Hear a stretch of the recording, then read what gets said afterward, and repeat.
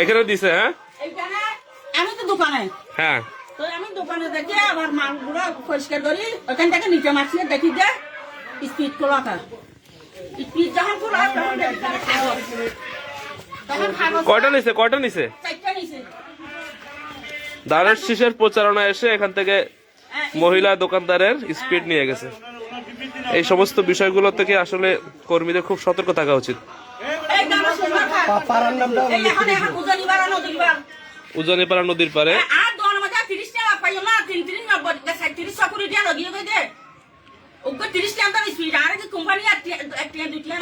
ওনারাই করছে, আপনি নিশ্চিত?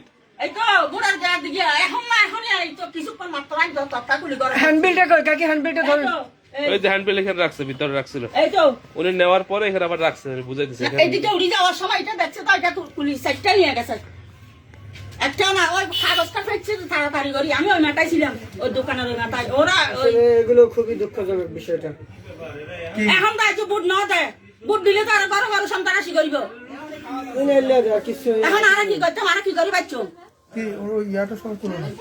ওই যে ধানের শীষের মার্কেট প্রচারণা আইসা এখানে লোক ছিল না দোকানে, ঘরের ভিতরে এখানে আপনার স্পিড ছিল, স্পিডের ক্যান থেকে স্পিড নিয়ে গেছে। যাক, আমরা তীব্র নিন্দা প্রতিবাদ জানাচ্ছি, এটা বিষয়টা জানাবো আমরা সবাইকে।